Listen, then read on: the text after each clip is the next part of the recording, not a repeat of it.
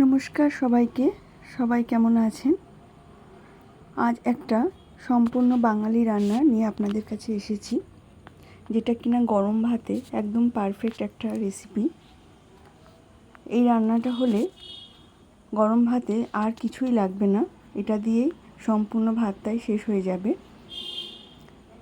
রেসিপিটা করার জন্য আমি বাজার থেকে একটু বড় সাইজের চিংড়ি মাছ নিয়ে এসেছি। এটা ছোট চিংড়ি দিয়েও করা যাবে, আমি এই সাইজেরটা পেয়েছি তাই এটাই আমি নিয়ে এসেছি। আপনারা চাইলে ছোট চিংড়ি মাছ দিয়েও এটা করতে পারেন। এবার চিংড়ি মাছগুলো আমি ভালো করে একটু ঠিক করে পরিষ্কার করে ছাড়িয়ে নিচ্ছি। দেখুন ওপরে একটা খোসা থাকে, সেটা ছাড়িয়ে নিয়েছি। নিচে ছোট ছোট পা বা মাথাটা, লেজার দিকটা, এগুলো সবই তো আমাদের ফেলে দিতে হয়। দেওয়ার পর চিংড়ি মাছের পিঠের ওপর দিয়ে একটা দেখবেন কালো শিরা মতো যায়, সুতোর মতো একটা অংশ থাকে, সেটা একটু ছুরি দিয়ে একটু চিড়ে দিয়ে সেটাকে ফেলে দিচ্ছি। কেননা এর মধ্যে চিংড়ি মাছের যত বজ্র পদার্থগুলো জমা হয়, এটা ফেলে দিলে চিংড়ি মাছটা একদম রান্নার জন্য সুন্দরভাবে রেডি হয়ে গেল। বাড়ির টবে কিছু কুমড়ো পাতা হয়েছিল, মানে কুমড়ো গাছ হয়েছিল। আমি এখানে বাজার থেকে কুমড়ো আনার পর দানাগুলো ছড়িয়ে দিয়েছিলাম, তাতেই খুব সুন্দর গাছ বেরিয়েছে। সেখান থেকে কিছু পাতা আমি কেটে নিচ্ছি এই রেসিপিটা করার জন্য। বাজার থেকেও কিনে আনা যেহেতু আমার বাড়িতেই আছে, আমি সেই জন্য এগুলো দিয়ে করছি। একটা কাজেও লেগে গেল।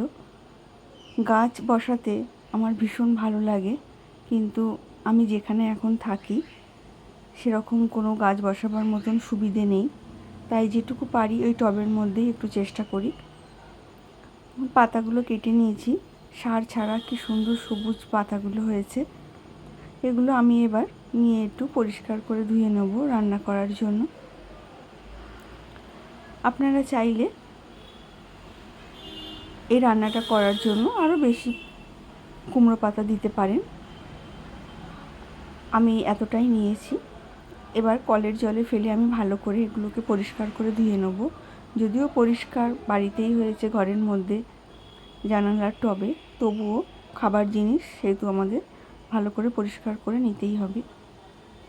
এবার পাতাগুলো আমি এরকম করে মুড়ে ছুরি দিয়ে একটু কুচি কুচি করে কেটে নেব, তাতে আমার রান্না করার সময় একটু সুবিধে হবে।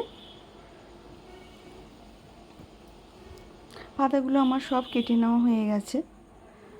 আমরা বাড়িতে চিংড়ি মাছ দিয়ে অনেক কিছুই রেসিপি করি, কিন্তু এটা একটা ভর্তা রেসিপি, ভীষণই ভালো লাগে। এই জন্য আমি একটু রসুন কুচি আর কাঁচা লঙ্কা কুচি কুচি করে কেটে নিচ্ছি, স্মেলটা তাতে খুব ভালো আসবে। রান্নাটা খুবই সিম্পল, কিন্তু খুবই একটা টেস্টি রান্না। দেখুন আমি কেটে নিয়েছি, এগুলো পরিমাণ অনুযায়ী আপনারা দেবেন, যতটা চিংড়ি মাছ বা কুমড়ো পাতা থাকবে সেই অনুযায়ী আপনারা এটা বেশি কম করে নেবেন। এবার আমি ফ্রাই প্যানে সর্ষের তেল গরম করে নেব। এই রান্নাটা সর্ষের তেলেই খুব বেশি ভালো হয়। এবার তেল গরম হয়ে গেছে, এর মধ্যে আমি একটু কালো জিরে আর শুকনো লঙ্কা একটু ফোড়ন দেবো। ফোড়ন দেওয়া হয়ে গেলে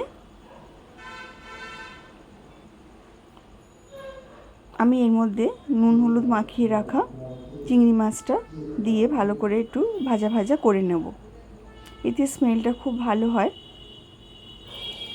আমার চিংড়ি মাছগুলো ভাজা হয়ে গেছে, আমি এটা একটা প্লেটের মধ্যে তুলে নিলাম। এখানে চিংড়ি মাছ ভাজার পর আমার বেশ খানিকটা তেল আছেই, সেই জন্য আমি আর এখানে তেল অ্যাড করছি না। যদি আপনাদের মনে হয় যে আরও একটু লাগবে তেল, আপনারা অ্যাড করতেই পারেন। এবার আমি এই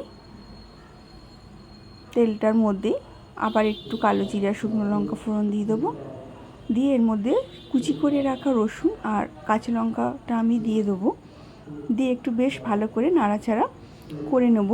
এই সময় গ্যাসের ফ্লেমটা একটু কমিয়ে রাখবেন, তাছাড়া পুড়ে গেলে মশলার যে একটা গন্ধ সেটা থাকে না, রান্নার টেস্টটাও অন্যরকম হয়ে যাবে। এবার নাড়াচাড়া করে নিয়ে যখন দেখবো একটু ভাজা মতন রঙটা একটু পরিবর্তন হয়েছে, এর মধ্যে আমি কুচি করে রাখা কুমড়ো পাতাগুলো দিয়ে দেবো। এত সুন্দর স্মেল বেরিয়েছে রান্নাটায়, দিয়ে আবার একটু নাড়াচাড়া করে দিয়ে আমি এর মধ্যে পরিমাণ মতন লবণ আর পরিমাণ মতন হলুদ গুঁড়ো আমি দিয়ে আবার একটু ভাজা ভাজা আমি এটা করে নেব। খুব তাড়াতাড়ি রান্নাটা হয়ে যায়, একদম জলদি যেটাকে বলে রেসিপি, সেটাই হলো এইটা। কিন্তু এত সাধারণ, এত তাড়াতাড়িভাবে রান্নাটা হয়, কিন্তু তার গুণাগুণ বা স্বাদ খুবই বেশি। এর মধ্যে আমি 1 চামচ মতন পোস্ত বাটা দিয়ে দিয়েছি, তাতে রান্নার স্বাদটা আরও বেশি ভালো হবে। চিংড়ি মাছ তো এমনি খুবই টেস্টি হয়, আমরা জানি। এবার নাড়াচাড়া করার পর আমি ভাজা চিংড়ি মাছগুলো এর মধ্যে দিয়ে আবার একটু নাড়াচাড়া করে নেব। দেখুন পাতাগুলো একটু নাড়াচাড়া করাতেই পাতাগুলো কেমন কমে গেছে।